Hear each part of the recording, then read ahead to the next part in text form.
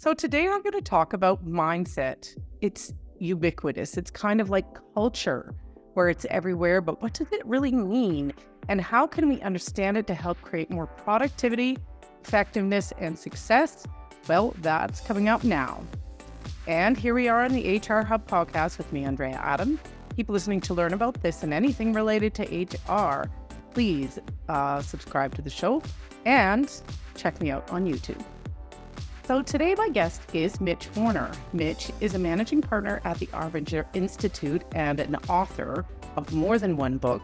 He's known, which is relevant to the show today, for his work on the outward mindset, where he explores the practical effects of mindset on individuals and organizations.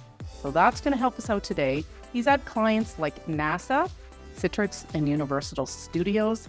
Hi, Mitch. How are you? Hey, Andrea. Really well. Great to be on the show. Thanks. Well, great to have you on. How is it consulting to the smart people at NASA? I'm just kind of curious. Oh, people in the organizations that I work with are amazing people. It's my favorite part of the work is just being with those people. But actually with NASA, it's interesting. I was with the folks that run the International Space Station, and we were about halfway through our time together, and we were talking about mindset and the difficulty of shifting mindset and what that means in terms of their culture. And they were explaining what it means to actually get that space station up, operating, get the payloads up, and which they're setting up all the time. And the science is amazing. And I said to this group of really amazing, smart scientists, I said, what's harder, the science of getting a rocket up and docking with the space station, going at however many thousands of miles an hour, around the Earth, or getting mindset right? And they said, oh, no question, Mitch, it's mindset. That's the hardest thing. So yeah, it's so interesting, working with organizations. Everyone has their unique challenges, but getting mindset right, it's tough. Doesn't matter where you are. Doesn't matter where you are. Doesn't matter what phase of life you're in. It is totally tough. That's amazing.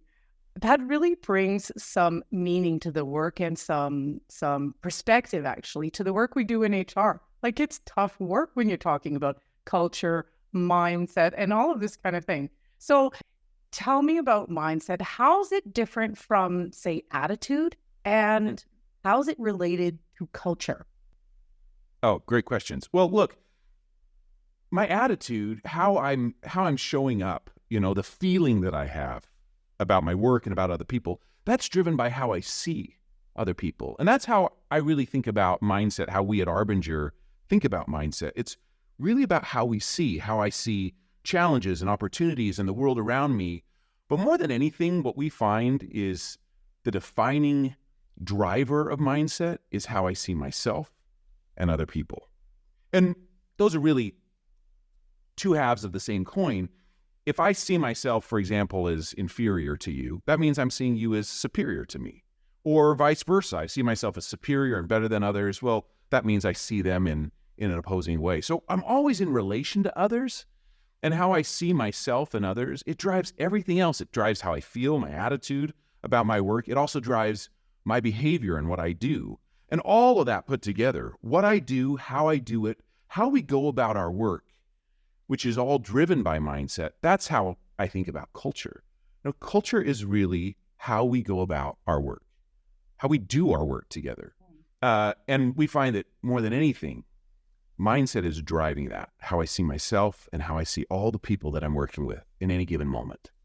When you're that leader in that room with those employees, what's the mindset you need to bring? Like, it's a mindset that allows you to say, how can I help these people, instead of how can I make them do what I need them to do?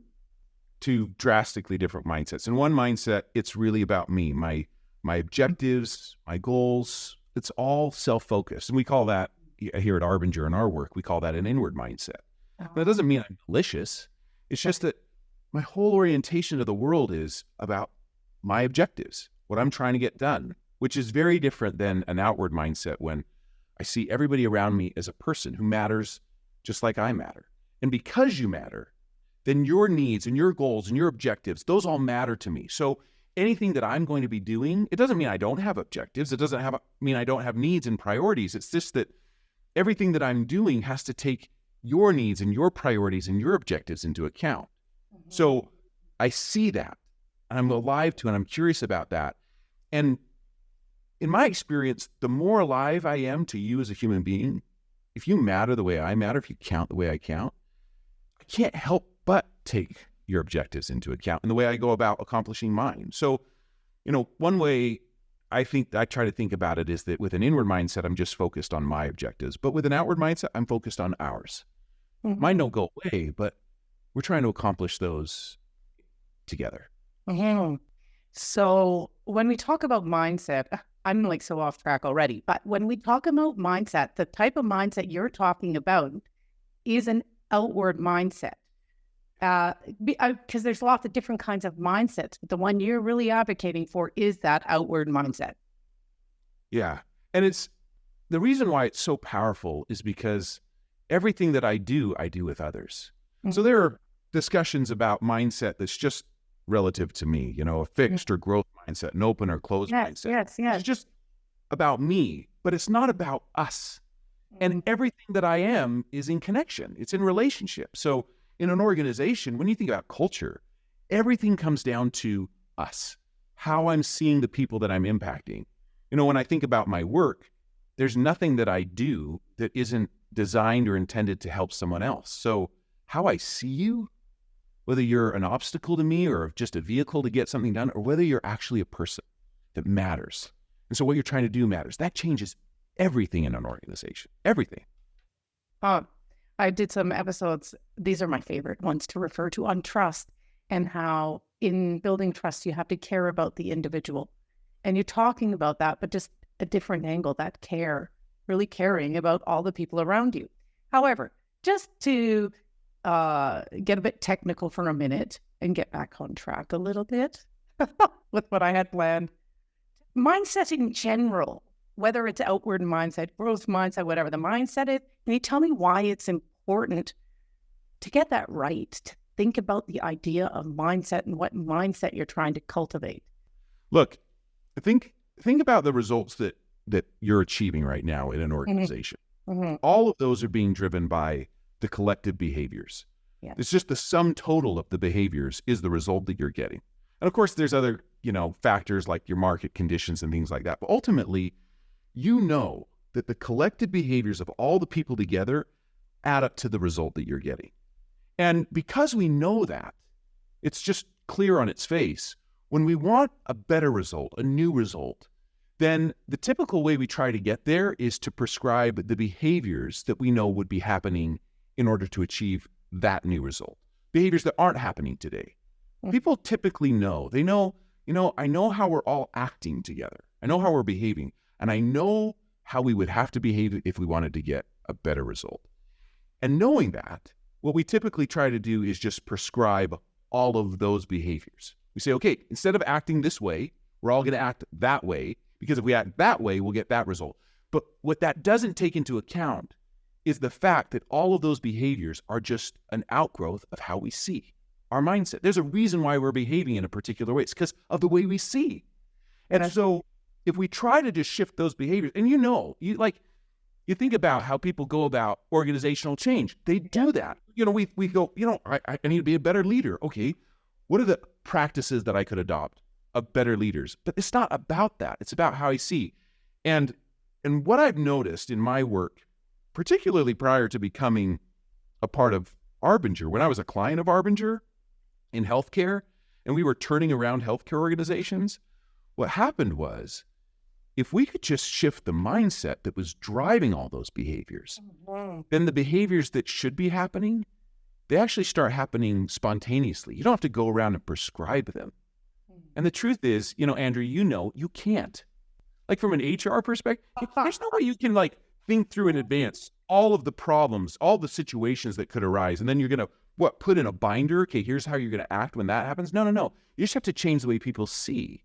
And then when people change how they see, they change what they do, and you get a better result. It's interesting. McKinsey did this really interesting longitudinal study across many organizations over many years. And what they found was that organizations that identify and address pervasive mindsets at the outset, at the beginning, are 4 times more likely to succeed at changing whatever it is they're trying to change than organizations that overlook that stage and go directly to behavior change.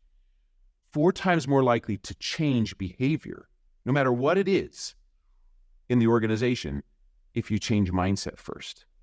Can we talk about how to change mindset? If you had advice for the HR people out there that were thinking of, let's just change their behavior and the mindset will follow, instead reverse that, let's change the mindset and the behavior will follow, what advice do you have for them? Well, I think it goes all the way to redefining what it means to have a job. You think about like a typical job description. What does it include? It includes my roles. Often it'll include the tasks and activities, responsibilities. But notice, I can think about all of that with an inward mindset. And oftentimes, the incentives that we have reinforce just thinking about that. But it's what we were talking about before. If you think about any task or activity, any role that I have in an organization, any objective, there's really nothing that isn't in service of someone else, some other person in the organization or group in the organization or team, or a customer outside the organization. And all of those individuals, those people, they have objectives.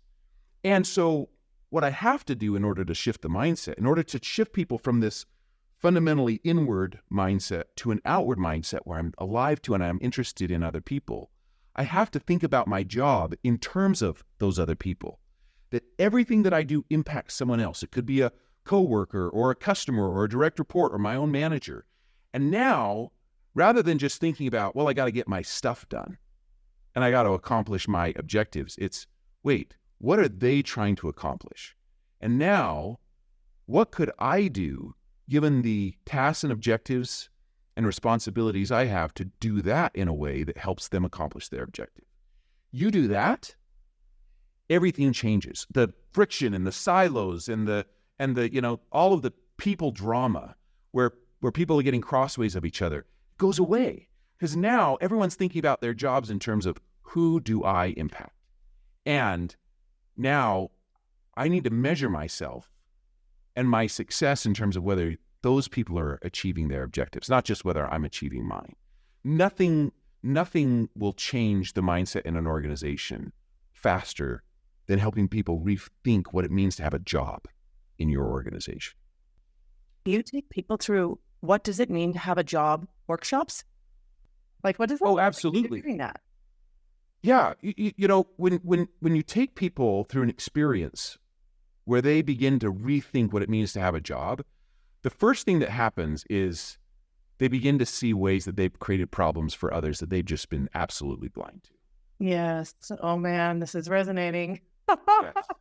And then the next thing that happens is then they want to get really curious. They think, well, okay, what are you trying to accomplish? And you facilitate that. You give people time and space to go ask people, what is it you're trying to accomplish? And how does someone in my role help or get in the way of that? Okay. And now everybody is thinking about ways that they could do their work in a way that helps other people accomplish their objectives. And it's invigorating. I mean, it just totally, the energy that people feel when they start to think about their work in terms of its impact it's remarkable. Isn't in the Gallup survey, one of the key indicators of engagement is understanding the impact or the purpose of the role? I'm pretty sure it's one of the 12. Yeah. Okay, so you've been talking about an outward mindset. What other kinds of mindsets do we foster, or is that's the one we need to foster? Like, what about growth mindset, for example, or maybe a safety mindset? Sounds a lot like safety culture, and yeah. All of those are important. And I think there's value in all of that. I've come to feel over time, both as an operator in an organization that's trying to lead and change a culture, as well as helping other organizations, that any one of those that's taken in isolation, that becomes a project for me can too easily get in the way of what we're trying to do together. Because as a project about me, it keeps me focused on me. You know, you think about safety, for example. It's been remarkable to see what happens to safety in an organization when people start thinking about their jobs in terms of who is impacted by this, rather than going, I got to stay safe. I got to stay safe. What am I supposed to do, right? What are all the behaviors I'm supposed to do in order to stay safe? Because that's compliance. And I can maliciously comply, or I can passively comply, or whatever. But then you get a whole group of people going, what are these people trying to accomplish? Wait, they're people. Now they're coming up with ways to ensure safety that no one could prescribe. And you take safety as a very narrow example that has huge ripple effects. It's the same thing we're talking about. There's no one who could think through in advance. Here's all the unsafe situations that could arise. You just need people who are so alive to their impact on others that they see the problem. They're the ones that are coming up with the solution because they're closest to it. You know, everybody has a brain in this organization. Everybody's thinking about impact. So here's a question I've been thinking about as you've been talking. It's about, values. You know, we could have a value of care for each other, for example. Is that the same thing? And in any case, can you just talk about how mindset relates to mission, vision, values? Mission and vision, let's start with that. So many of those statements, they're just statements, right? People lock a door, they come up with something, they print it on posters, they put it all over the building. But oftentimes, those, as good as they are, they also suffer from an inward mindset because they're really about us as an organization. What are we trying to be? You know, you take a typical kind of mission or vision formula, it's that we want to be this. You know, we want to be recognized as that, or whatever the case might be. And that might be really motivating and energizing and mobilizing for the C-suite that came up with it. But what about the people that are actually doing the work? What energizes them? Is it to create some great organization, or is it to do something for people that being a part of this organization they can do something that's way bigger than us as an organization? You know, there was a man named Bill Bartman who we wrote about in our book, The Outward Mindset. He's passed away now, but he created this company called CFS2, and it was the replacement for the much less successful CFS, the first one. Right. And it's a debt collection agency. So I don't know about you, but working at a debt collection agency, that doesn't get me out of bed in the morning. But even for the people that work for him, both the first time and the second time, what are you doing? You're calling people. It's part of your work. This is your job, to call people and to get them to pay you when they're probably not that well equipped to pay you. It's the last thing that they probably want to do, and it may be the last thing that they can afford to do. And they could come up with a mission or a vision about who they wanted to be and relative to competitors and their success and their collection rate or whatever it is. You know? But Bill, he started to talk to the people that are doing the work, and he said, tell me about it. What are you doing? He said, well, it's really hard, the people said, because these people, they can't pay us. Otherwise, they would have paid us. Yeah. And so, they had been thinking about their job in terms of debt collection, but he said, well, what do you think we need to do for these people? And they said, well, nothing's going to happen unless they have a job. So he said, well, do whatever you think you should do to help them in whatever way they need to pay the debt that they have. And they started to help people get jobs. They literally started to get on the phone with these people, learn about their circumstances, learn about their skills, and said, well, let's help you get a job. And they would rewrite their resumes. They would take them through interviewing practices. They found that they were so down and out that they would have to call them the morning of the interview to make sure that they're out of bed. Then they also found that, there were all sorts of priorities these people had that weren't paying this particular debt. A tree had fallen on their house, in a windstorm, or someone's mom had passed away, and there were, all of the funeral costs. And so they started to look around, and they said, there's over 10,000 nonprofits that are just set up to solve each one of these issues. And so they started to connect these people. And what started to happen was these people started to get on their feet. And of course, when they started to get money that they didn't have before, who did they want to pay? They wanted to pay their friends at CFS2.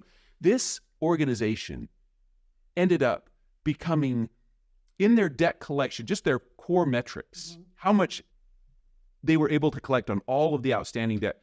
They were 3 times the next best competitor in the industry on that single metric, but it invigorated the people.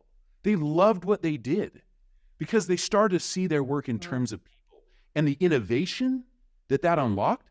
They realized, yeah, we're a debt collection company. What we really are is we're getting people a job and getting people back on their feet company so that they can pay this debt. No one else had done that before. It was innovation that was unlocked when people started to become connected to a mission and a vision that was bigger than their company. I have a question about that story. Is the CFS2 still in business? Yeah, as far as I know. Last time I talked to Bill was prior to his passing, but I'd imagine that they're still the industry leader. I probably need to go back and check. It's been a year or two, but yeah, that's amazing. All right.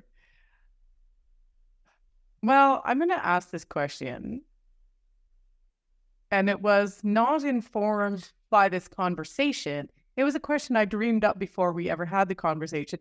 So I think I know what the answer is going to be. However, I'll just ask it anyway. How do we identify the mindset we need in an organization, or is there just the one mindset of getting together and looking outwards?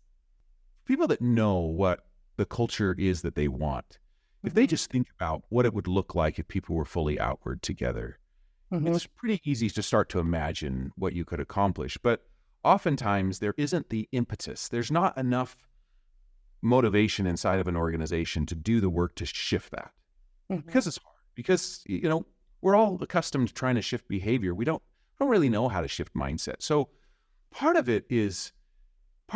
developing that groundswell of interest and desire to finally shift the mindset comes from recognizing the cost. What is the cost of not shifting that mindset? What's happening right now in the organization that if we were to be able to finally eradicate the blame and the friction and the drama, what could happen? Sometimes with organizations, we help people actually put a number on that, like the financial cost of operating with an inward mindset. And it's mind-blowing. But until you kind of get down to those brass tacks, it's hard sometimes because you're still surviving, and maybe even think you're thriving. But if you're really honest with yourself, you can begin to picture what could happen in your organization if everybody was thinking about their jobs in terms of who I impact. And my responsibility is to make sure that my impact is exactly what it could be. You start to think about the innovation that would unlock. And when you compare that to the cost of not doing it, it becomes for many the top priority in their organization, more than anything else. All right. We are getting to the end of this. That was so fantastic. Where could someone learn more about what it is you're up to?